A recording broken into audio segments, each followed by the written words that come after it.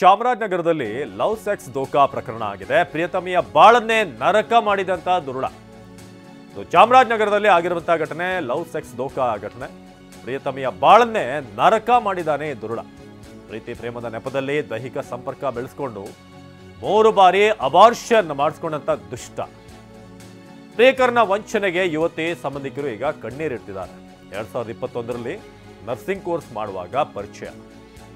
Clinton ಎಂಬಾತನ ಸಂಘ ಬೆಳೆಸಿದ್ದಂಥ John ಪ್ರೆಸಿಲ್ಲಾ, ಹೆಸರೆಲ್ಲ ಚೆನ್ನಾಗೇ ಐತಿ ಒಂದು ಕ್ಲಿಂಟನ್ ಅಂತ. ಆದರೆ ಆಮೇಲೆ ಒಂದೊಂದಾಗಿ ಈತನ ಒಂದೊಂದೇ ಸೀನ್ಗಳು ಗೊತ್ತಾಗ್ತಾ ಹೋಯ್ತು.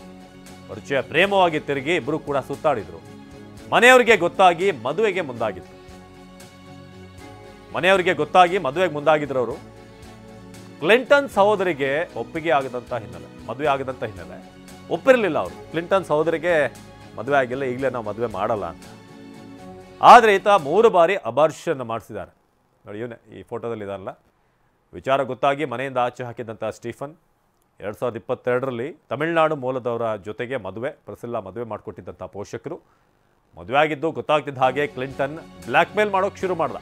2022ರಲ್ಲಿ ತಮಿಳುನಾಡು ಮೂಲದವನ ಜೊತೆಗೆ ಪ್ರೆಸಿಲ್ಲಾಳ ಮದುವೆ ಆಗುತ್ತೆ. ಮದುವೆ ವಿಷಯ ಗೊತ್ತಾಗ್ತಿದ್ದ ಹಾಗೇನೆ ಕ್ಲಿಂಟನ್ ಬ್ಲ್ಯಾಕ್ ಮೇಲ್ ಮಾಡೋಕೆ ಶುರು ಮಾಡಿದ್ದಾನೆ. ಪತಿ ಸ್ಟೀಫನ್ ರಾಜ್ಗೂ ಕೂಡ ಪ್ರೆಸಿಲ್ಲಾ ಫೋಟೋನ ಕಳಿಸಿ ಟಾರ್ಚರ್ ಮಾಡಿದ್ದಾನೆ. ವಿಚಾರ ಗೊತ್ತಾಗಿ ಮನೆಯಿಂದ ಆಚೆ ಹಾಕಿದಂತ ಸ್ಟೀಫನ್, ನಾನು ನಿನ್ನನ್ನ ಮದುವೆ ಆಗ್ತೀನಿ ಅಂತ ಕರೆದ ಕ್ಲಿಂಟನ್. 10 ತಿಂಗಳು ಪ್ರೆಸಿಲ್ಲಾ ಜೊತೆಗೆ ಸಂಸಾರ ನಡೆಸ್ತಾನೆ ಕ್ಲಿಂಟನ್. ಲೈಂಗಿಕ ಸಂಪರ್ಕ ಬೆಳೆಸಿ 3 ಬಾರಿ ಅಬಾರ್ಷನ್ ಕೂಡ ಮಾಡಿಸಿದ. 10 ತಿಂಗಳು ಪ್ರೆಸಿಲ್ಲಾ ಜೊತೆ ಜೀವನ ನಡೆಸಿದ್ದ. ಕಾರಣ ಎಲ್ಲ ಕ್ಲಿಂಟನ್ ಅರೆಕ್ಸಮಿ ಎಂಬ ಹುಡುಗ. ಅವನನ್ನು ಫಸ್ಟ್ ನಾನು ಲವ್ ಮಾಡ್ತಾ ಇದ್ದೆ. ಅವನು ನನ್ನನ್ನು ಮದುವೆ ಮಾಡ್ಕೊಳ್ತೀನಿ ಅಂತ ಮಾತುಕತೆ ಕೊಟ್ಟು ನನ್ನನ್ನು ಮೋಸ ಮಾಡಿದ್ದಾನೆ. ಅವನು ಮದುವೆ ನನ್ನನ್ನು ಮಾಡಲ್ಲ ಅಂತ ಪರ್ಸ್ನಲ್ ಫೋಟೋಗಳು ಇಟ್ಕೊಂಡು ನನ್ನನ್ನು ಮದುವೆ ಮಾಡಲ್ಲ ಅಂತ ಹೇಳಿದ್ದಾನೆ.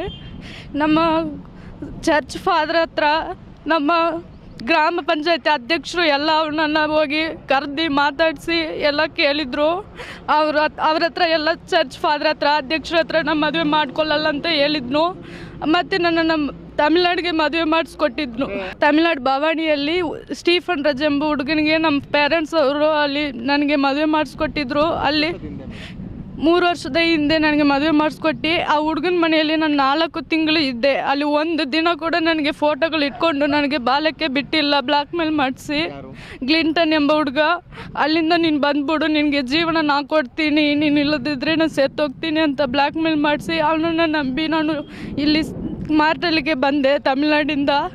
ಅಲ್ಲಿಂದ ಇಲ್ಲಿ ಬಂದ ತಕ್ಷಣ ನೀನು ಡೈವರ್ಸ್ ಇಸ್ಕೊಂಡು ಬರಲೇಬೇಕು, ಆವಾಗಲೇ ನಾನು ನಿನಗೆ ಮದುವೆ ಮಾಡಿಸ್ತೀನಿ ಅಂತ ಹೇಳಿದ್ರು. ಅವನನ್ನು ನಂಬಿ ನಾನು ಡೈವರ್ಸು ಇಸ್ಕೊಂಡು ಬಂದೆ ಸರ್. ನನಗೆ ಡೈವರ್ಸು ಇವಾಗ ಬಂದು ಸಂತೋಷ್ ಸರ್ ಅಂತ ರಾಮಪುರ ಸ್ಟೇಷನಲ್ಲಿ ನನಗೆ ನ್ಯಾಯ ಕೊಟ್ಟಿದ್ದರು.